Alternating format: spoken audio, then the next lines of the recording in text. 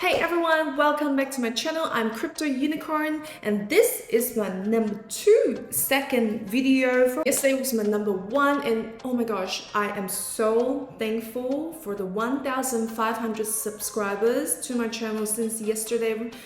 I am truly humbled, and I hope whatever I'm about to share with you guys will be of value for you and we can all go to the moon and make some money. All right, let's not waste time and jump into this. Let's have a look at big boy Bitcoin. The reason why we always have to start with Bitcoin is because Bitcoin would tell us exactly how the market is really going, because if Bitcoin's doing well, usually the alts do well as well.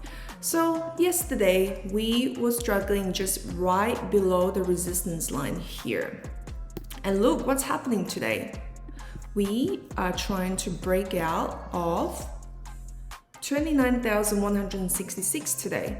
But obviously every time when there's a breakout like this, it tends to snap back, and because the resistance is strong in this level and it's due to previous support that came from these zones here. So it was here, here, and here.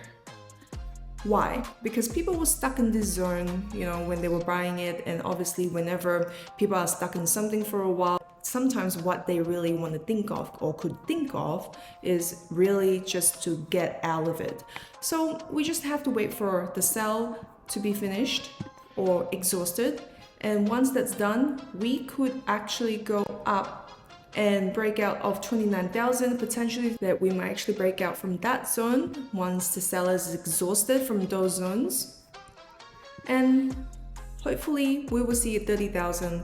I mean, that to me is inevitable. Personally, I don't like to predict when it's going to happen, because if you have that kind of prediction that you set in your mind, it becomes a bias. As a trader, and if you have a bias, that's not necessarily a really positive thing on your trading journey, because having a bias in your mind, let's just say, could be only bullish. You're so bullish all the time. When you're bullish all the time, what if the market turns and you're still holding your coin, you're not selling because you're bullish, because you have the bias in your mind, and it just keeps dipping, right?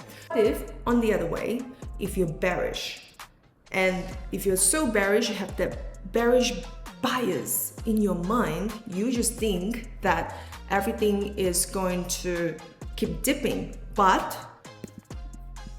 what if we just keep popping up and pumping and you miss that profits run? So that's what I mean by not having a bias.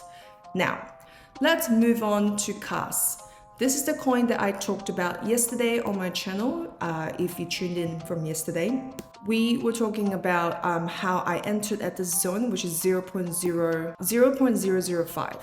And I caught the move. I said that it was all the way up to 454%. And look, after I made that video, it actually went up to 648%. So what I usually do in situations like this is I will leave a trailer stop. Some people like to just close position, maybe when something went up to 100% or 200%. But if you're doing that because you are not sure how to have trailer stops, you will miss out on even more profits. So how I usually do it is I'll go down to like a 4-hour, like a shorter time frame, to see what exactly is happening inside and how is the sell going. So let me just put down just like a new resistance line here on a short-term time frame to see what's happening here.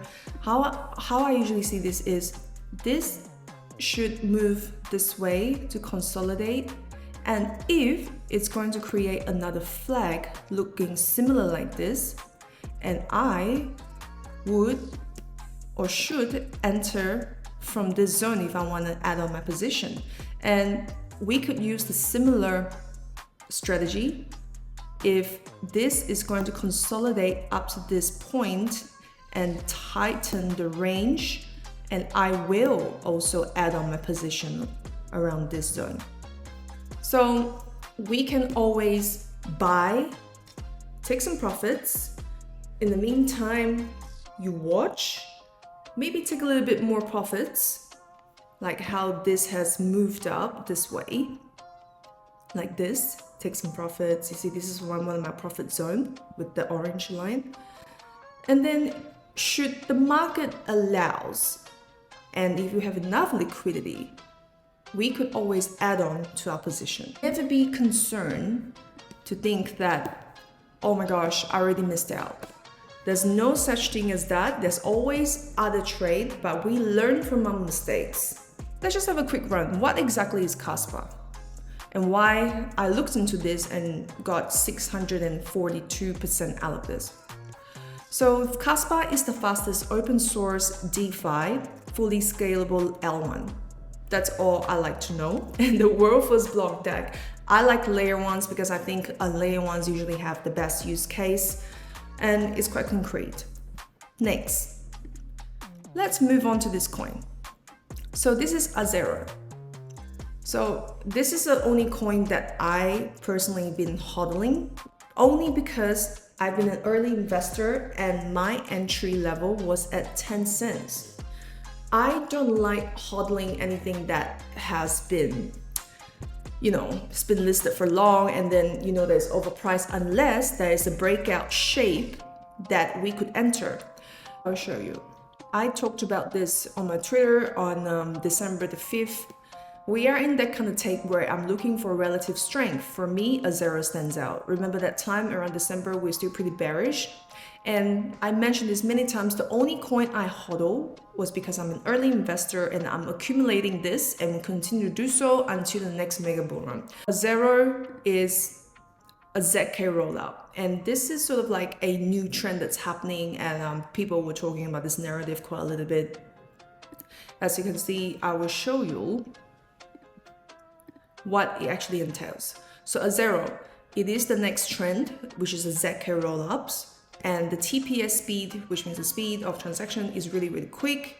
Blockchain adoption ticked. And at that time, the chart was trending up. What I mean from if you miss out on investing in something as an early investor, you look for opportunity like this to enter. Not when it actually goes all the way up here and then because of FOMO, you enter. And when you enter in like a higher zone like that, you are definitely going to get wrecked. And the only thing you can do now is to backhold.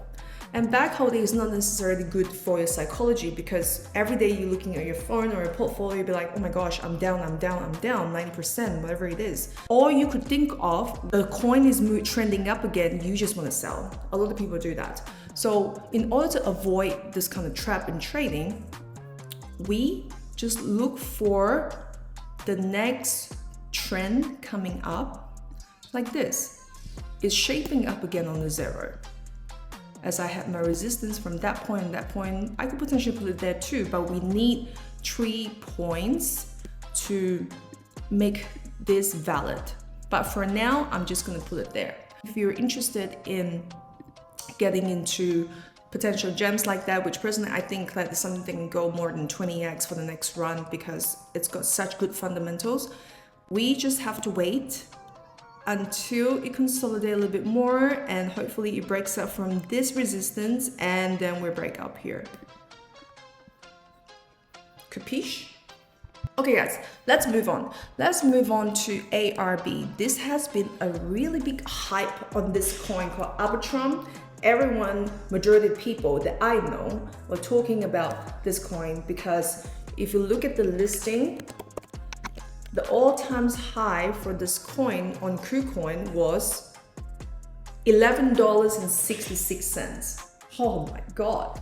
So imagine, like, I know lots of people who made hundreds of thousands and some people apparently made $1 million, but whatever it is, it's been a crazy move, correct?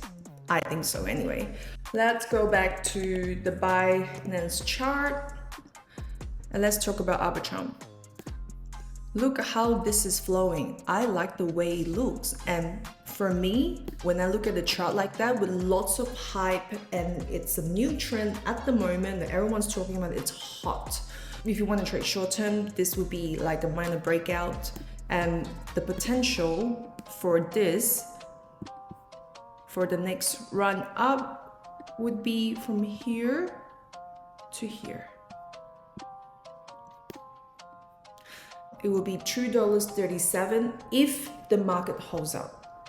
And it's very, very important, guys. This is something that I have to talk to you about. Like, this is more important than any crypto signals that I will ever give anyone. It's your risk management. How are you doing your risk management? It's something that you need to practice, and you need to know that what is your appetite that you okay for losing money. Stop loss. Let's just say that I entered Arbitrum at this level, okay? Where should I put my stop loss? I will put my stop loss just right below here. Let's just say my entry was $1.37 and my stop loss would be $1.25. When the coin starts moving up, let's just say it moves up to $1.60, the zone. And now what I'll do is, and I will move my stop loss above my entry, just as at this zone. See, if anything would actually snaps back from this area, I would just get stopped out. And it's a break even for me, so I'm not losing money, which means this is not ready yet. Always be cautious, because in the end, it's the longevity of being in a trading game. It's not about making a quick buck and so forth. And let's just say you got 5 coins in and one is gonna make 100x and the other 4 is like a losing game for you. That is not gonna keep you long in this game, right? Because we wanna keep making money. Capiche? So why was Arbitrum so crazy that went up to $11 when it listed? Actually, I didn't know much about airdrops, but one of my friends here, his name is Miles. He was actually one of the best people to follow on Twitter, because he actually talked about how you can actually benefit from the airdrop kind of like before anyone that I knew.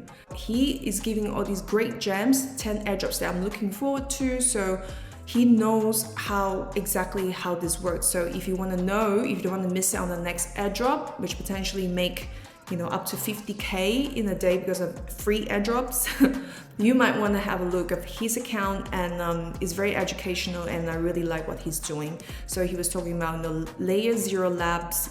Get ready to change your life with confirmed Layer Zero airdrop guide. So this is something that maybe we can get into the next one, which is ZRO. And this guy, Ardazor, on Twitter is also very valuable. I really like what he's doing. He explains exactly how it works. Guys, if you really want to participate on the next airdrop, do check them out. So Ardazor and Mouse. All right, let's move on. Let's have a look at CoolHash. So the ticker is COOH. And I think that this coin potentially is gonna break out from the zone now. Because look, the range is tightening. I just entered here. And as usual, I already explained it to you guys, because I entered here and I will put my stop loss. You don't want to have your stop loss too high up here, because potentially what you could do is you can actually have a retest and stop me out if this is where I had my stop loss. And then moon. It's happened to me before. So we need to allow some space. We need to allow some space for them to dance. It's like dancing tango. You spin the girl, bring her in, and you let her out. Yeah. And this is a coin that I just entered, and potentially is going to have a breakout. But I'll give you guys an update as to how these coins that I called are going. Let's talk about WMT, which is the coin that I mentioned on my very first YouTube video yesterday, WMT. Let's see how it's doing. The call was around here as it was breaking out, and right now is retesting, which is a really good sign in my opinion, because let's see how far this could go. Last time it got up to this much. This time I'm foreseeing to be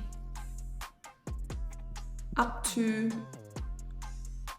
24 cents. So potentially this coin will make us 43% if Bitcoin, Big Brother, holds up.